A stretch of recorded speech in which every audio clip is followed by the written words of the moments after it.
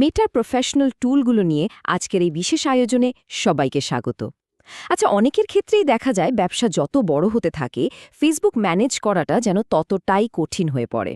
যদি এই ব্যাপারটা পরিচিত মনে হয় তাহলে আজকের আলোচনাটা একদম তাদের জন্য। আজ আমরা দেখব কিভাবে ব্যক্তিগত প্রোফাইলের সেই দৈনন্দিন জট থেকে বেরিয়ে এসে একটা ব্যবসাকে পেশাদার আর সুরক্ষিত একটা কাঠামোর মধ্যে নিয়ে আসা যায়। এই পুরো বিষয়টাকে আমরা মোট ৬টা ধাপে ভেঙেছি। একেবারে সাধারণ কিছু সমস্যা থেকে শুরু করে কিভাবে একটা ব্যবসার সমস্ত ডিজিটাল অ্যাসেটের ওপর পুরোপুরি পেশাদার নিয়ন্ত্রণ আনা যায় তার সবটাই ধাপে ধাপে দেখব। তো চলুন আর দেরি না করে শুরু করা যাক। তো আমাদের প্রথম সেকশন, এখানে সেই সব বাস্তব সমস্যাগুলো নিয়ে কথা বলা হবে যেগুলো নিয়ে অনেক ব্যবসার মালিককেই রোজ ভুগতে হয়। এই প্রশ্নটা কিন্তু একদম বাস্তব অভিজ্ঞতা থেকে আসা।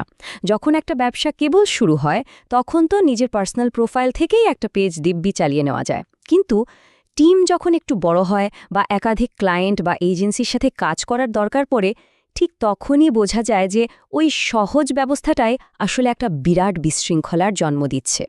এই সমস্যাগুলো অনেকের কাছেই খুব পরিচিত মনে হতে পারে। যেমন ধরুন, ব্যক্তিগত পাসওয়ার্ড টিমের সাথে শেয়ার করা। এটা নিরাপত্তার দিক থেকে যে কতটা ঝুঁকিপূর্ণ তার বলার অপেক্ষা রাখে না।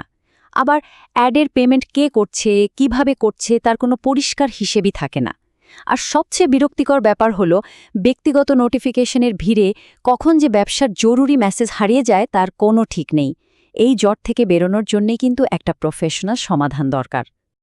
আর সেই সমাধানটাই হলো আমাদের আজকের আলোচনার মূল বিষয়। একবার ভাবুন তো, যদি এমন একটা ব্যবস্থা থাকত যেখানে একটা ব্যবসার সমস্ত ডিজিটাল অ্যাসেট, মানে ফেসবুক পেজ থেকে শুরু করে অ্যাড অ্যাকাউন্ট পর্যন্ত সবকিছু একটা কেন্দ্রীয় হেডকোয়ার্টারের মতো এক জায়গায় থাকত, তাহলে কেমন হতো?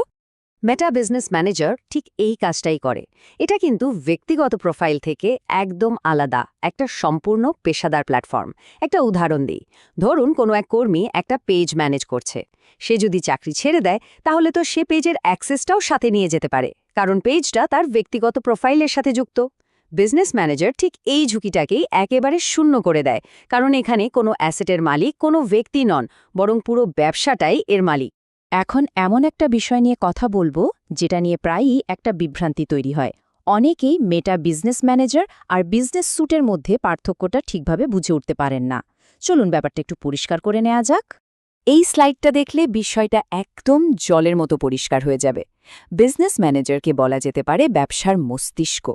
মানে যত কৌশলগত সিদ্ধান্ত, যেমন নতুন অ্যাড অ্যাকাউন্ট বানানো, টিমে কাকে কতটা অ্যাক্সেস দেওয়া হবে সেটা ঠিক করা, বা পেমেন্ট ম্যানেজ করা, এই সব বড় বড় কাজগুলো হয় এখানে। আর বিজনেস স্যুট হল ব্যবসার কণ্ঠস্বর বা পাবলিক ফেস, মানে দৈনন্দিন কাজ, যেমন পোস্ট শিডিউল করা বা মেসেজের রিপ্লাই দেওয়া, এই সব হয় এখান থেকে। এক কথায়, একটা হলো ব্যাকএন্ডের পরিকাঠামো আর অন্যটা হলো ফ্রন্টএন্ডের দৈনন্দিন যোগাযোগ। বেশ, বিজনেস ম্যানেজার জিনিসটা কি আর কেন দরকারি সেটা তো বোঝা গেল। এবার তাহলে এর সেটআপের মূল ধারণাগুলো একটু দেখে নেওয়া যাক। এটা কিন্তু কোনো টেকনিক্যাল টিউটোরিয়াল নয়, বরং এর মূল ভিত্তিগুলো বোঝার একটা চেষ্টা। একটা পেশাদার কাঠামো তৈরি করতে গেলে এই 4টে ধাপ কিন্তু অপরিহার্য। প্রথমে business.facebook.com-এ গিয়ে একটা অ্যাকাউন্ট তৈরি করতে হয়। তারপর ব্যবসার যে মূল ফেসবুক পেজটা আছে সেটাকে এর সাথে জুড়ে দিতে হয়। 3 নম্বর ধাপে ব্যক্তিগত অ্যাড অ্যাকাউন্টের বদলে শুধু ব্যবসার জন্য একটা নতুন ডেডিকেটেড অ্যাড অ্যাকাউন্ট তৈরি করতে হয়। আর সবশেষে অ্যাডের বিল দেওয়ার জন্য একটা পেমেন্ট মেথড যোগ করতে হয়। সেটআপ তো হয়ে গেল। এরপর একটা খুব জরুরি কাজ বাকি থাকে, সেটা হলো বিজনেস ইনফো সেকশনে গিয়ে ব্যবসার সঠিক নাম, ঠিকানা, ওয়েবসাইট, এই সব তথ্য দিয়ে জায়গাটা পূরণ করা। এটা করলে কি হয়, এটা মেটার কাছে প্রমাণ করে যে ব্যবসাটা আসল, কোনো ভুয়া কিছু নয়। এর ফলে ভবিষ্যতে অকারণে অ্যাকাউন্ট রেস্ট্রিক্টেড হয়ে যাওয়ার ঝুঁকিও অনেকটাই কমে যায়। বেশ, ডিজিটাল হেডকোয়ার্টার তো তৈরি হলো। এখন প্রশ্ন হলো, টিমের সদস্য বা কোনো এজেন্সিকে কিভাবে নিরাপদে এর ভেতরে কাজের অনুমতি দেওয়া যায়। চলুন সেই প্রক্রিয়াটা এবার দেখে নিই। এখানে আসলে দুটো আলাদা উপায় আছে। যদি কোনো কর্মচারী বা ফ্রিল্যান্সারকে অ্যাক্সেস দেওয়ার দরকার হয় তখন পিপল অপশনটা ব্যবহার করতে হয়। তাদের ইমেলে একটা ইনভাইটেশন চলে যায়। আর যদি কোনো মার্কেটিং এজেন্সির মতো অন্য একটা কোম্পানির সাথে কাজ করতে হয়, যাদের নিজেদেরও বিজনেস ম্যানেজার আছে, তখন ব্যবহার করতে হয় পার্টনার্স অপশনটা। এক্ষেত্রে তাদের বিজনেস আইডি ব্যবহার করে খুব নিরাপদের অ্যাসেট শেয়ার করা যায়। আর নিরাপত্তার কথা বললে এর সবচেয়ে গুরুত্বপূর্ণ স্তরটাই হল টু ফ্যাক্টর অথেন্টিকেশন বা 2FA। এটাকে অনেকটা একটা ডিজিটাল দুর্গের মতো ভাবা যেতে পারে, যার অনেকগুলো স্তরের প্রতিরক্ষা ব্যবস্থা আছে। মানে শুধু পাসওয়ার্ড দিলেই হবে না, লগ করার জন্য মোবাইলে আসা একটা কোডও দিতে হবে। ব্যবসার মূল্যবান সম্পদ রক্ষা করতে হলে যাকে যাকে অ্যাক্সেস দেয়া হচ্ছে প্রত্যেকের জন্য 2FA চালু রাখাটা বাধ্যতামূলক করে দেওয়া উচিত। আমরা প্রায় আলোচনার শেষের দিকে চলে এসেছি। তো এতক্ষণ ধরে যা কিছু বলা হলো তার আসল সুবিধাগুলো কি, কেন প্রত্যেকটা সিরিয়াস ব্যবসার এই পেশাদার সেটআপটা ব্যবহার করা উচিত, চলুন এক নজরে মূল কারণগুলো দেখে নিই।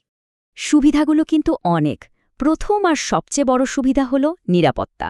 সেই যে পাসওয়ার্ড দেওয়া নেওয়ার বিপজ্জনক খেলা, সেটা পুরোপুরি বন্ধ।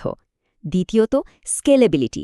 ব্যবসা যতই বড় হোক না কেন, সবকিছু এক জায়গা থেকে নিয়ন্ত্রণ করা যায়। এটা কাজে একটা পেশাদারিত্ব নিয়ে আসে, আর ব্যক্তিগত আর ব্যবসায়িক জগৎকে রাখে একদম আলাদা। আর সবকিছুর উপরে হলো মালিকানা। পেজ বা অ্যাড অ্যাকাউন্টের আসল মালিকানা থাকে ব্যবসার হাতে, কোনো ব্যক্তির ব্যক্তিগত প্রোফাইলের ওপর আর নির্ভর করতে হয় না। তাহলে শেষ প্রশ্নটা হলো, নিজেদের সোশ্যাল মিডিয়া কার্যক্রমকে কি পরবর্তী ধাপে নিয়ে যাওয়ার জন্য প্রস্তুত? ব্যক্তিগত প্রোফাইলের সেই সীমাবদ্ধতা থেকে বেরিয়ে এসে বিজনেস ম্যানেজারের মাধ্যমে ব্যবসার ডিজিটাল সম্পদগুলোকে সুরক্ষিত, গোছানো এবং ভবিষ্যতের জন্য প্রস্তুত করার এটাই কিন্তু সেরা সময়।